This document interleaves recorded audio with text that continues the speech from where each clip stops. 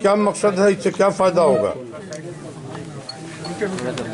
देखिए, चौथा चरण हमारे कार्यकर्ता दर्शन सा संवाद कार्यक्रम का चल रहा है और जितने भी सीमांचल के इलाके हैं, कोसी के जिले हैं, हर जगह हम लोग जाकर के अपने जो ग्रास रूट पे ग्राउंड पे जो हमारे वर्कर हैं, चाहे बूथ स्तर के हों, पंचायत स्तर के हों, जिला स्तर के हों, प्रखंड स्तर के हों, जिला स्तर के हों, सभी कार्यकर्ताओं से हमारा संवाद चल रहा है।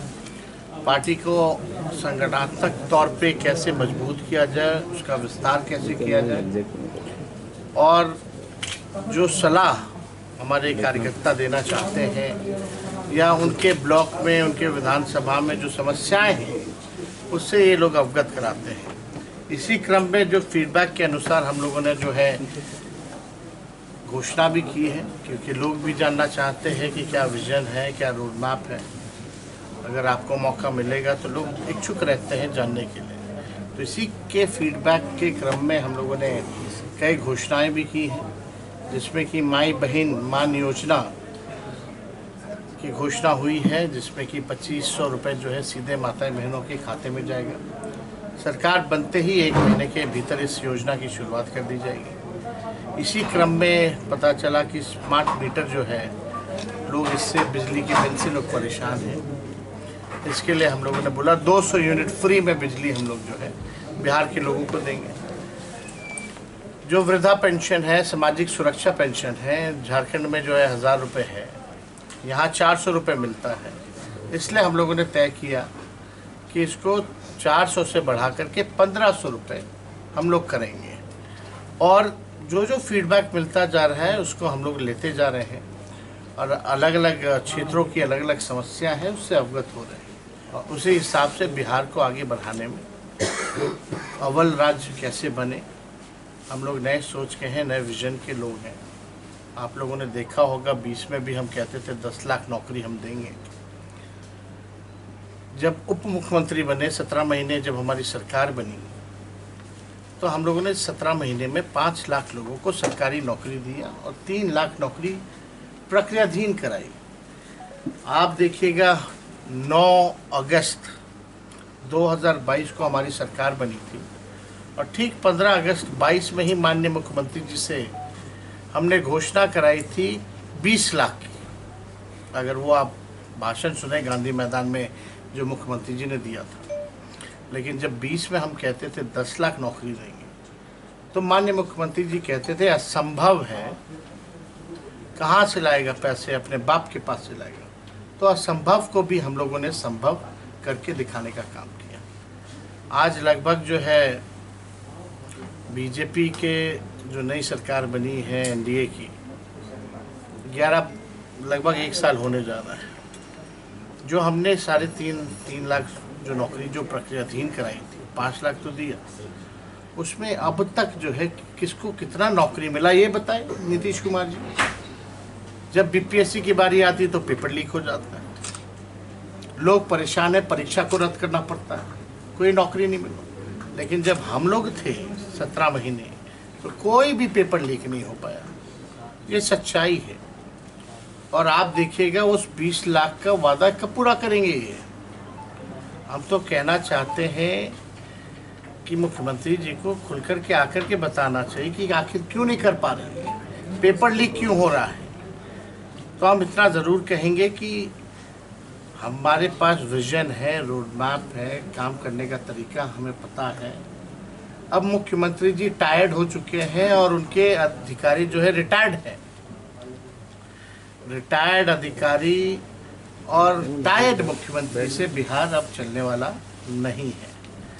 तेजस्वी आगे आगे रहेगा और मुख्यमंत्री जो है उसी की नकल करते करते पीछे पीछे उसी काम को गिनवाने का काम करेंगे। जो कि खुद कहते थे पहले असंभव है, उसको हम लोगों ने संभव करके दिखाने का काम किया।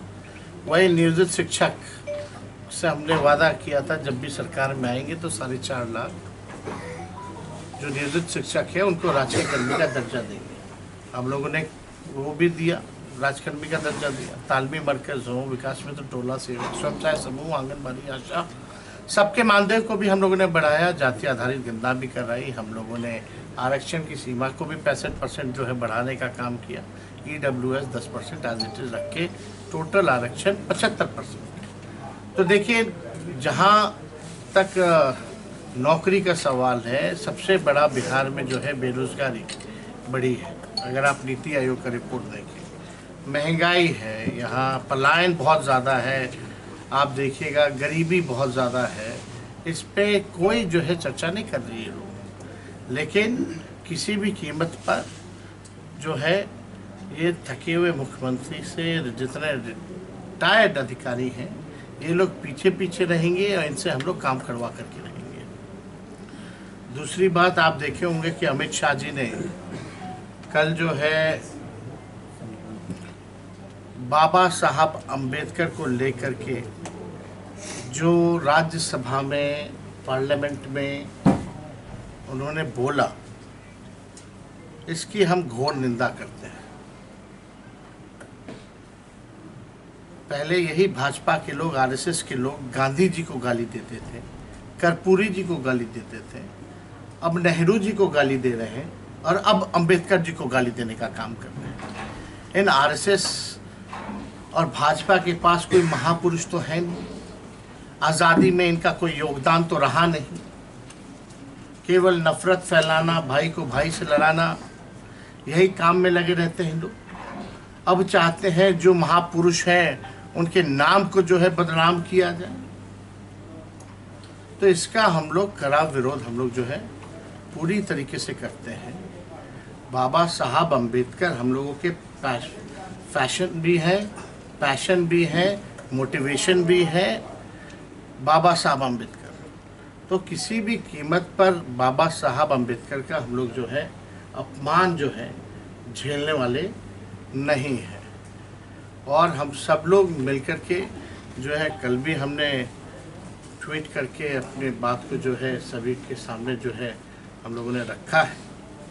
तो भाजपा के लोगों की मानसिकता ये दिखाती है। कल जब अमित शाह जब बोल रहे थे तो उनका बॉडी लैंग्वेज देखिए और भाषा देखिए कि किस प्रकार से बाबा साहब अम्बेडकर को लेकर के उन्होंने वक्तव्य दिया। उन 17 सेकंड में ही बातें स्पष्ट हो जाती हैं कि इन लोगों की मानसिकता क्या है। हम लोग तो कई बार कहते रहे, ये लोग संविधान विरोधी लोग हैं। ये पूरी तरीके से ये लोग बाबा साहब अम्बेडकर का जो है नाम को बदनाम करना चाहते हैं। जैसे कि इन लोगों की कोशिश रही है, पूर्व में गांधी जी हों, कर्पूरी जी हों, नेहरू जी हों, इनको नाम को बदनाम करने की। तो हम लोग यहाँ आज अररिया आए हैं और यहाँ संवाद होगा लोगों से, और मुझे पूरा भरोसा है कि जो कमी होगी, संगठन को कैसे आगे बढ़ाना है, जो भी कमी होगी उसकी हम लोग भरपाई करेंगे, कमी को दूर करेंगे और एक मजबूत संगठन के रूप में हम लोग जो है बिहार में जो भी चुनौतियां हैं फिरका परस्त शक्तियों के आगे, उसको हम लोग करारा जवाब देने में कामयाब ही नहीं होंगे, बल्कि सत्ता से भी बेदखल करेंगे। सर, एक सवाल है।